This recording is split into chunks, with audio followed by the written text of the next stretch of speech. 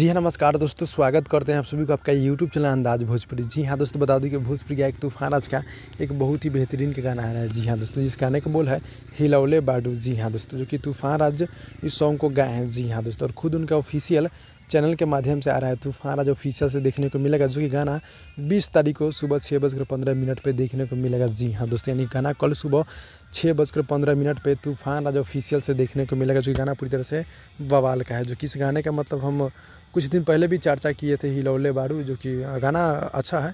और गीत को लिखे हैं सोनू संगम जी, और म्यूजिक है बड़े भैया राहुल रोशन जी का। काफ़ी गजब के म्यूजिक देते रहते हैं। तो इस गाने को आप लोग कल सुबह सुनिए, कल सुबह भोरे भोरे सुबह 6:15 पे। जी हाँ दोस्तों, अगर आप लोग अभी तक ले चैनल को सब्सक्राइब नहीं किए हैं तो चैनल को सब्सक्राइब कर दीजिएगा, ताकि आप लोग को नोटिफिकेशन मिलते रहेगा। जी हाँ दोस्तों, तो इस गाने की हम चर्चा करो तो गाना मतलब पूरी तरह से बहुत ही बवाल, बहुत ही गजब का है। जी हाँ दोस्तों, और इस गाने को आप लोग भोरे भोरे आनंद लीजिए और बहुत इसको शेयर कीजिए और इस पर रील्स आप लोग बनाइएगा। जी हाँ दोस्तों, तो मिलते हैं अगली वीडियो में, तब तक के लिए धन्यवाद।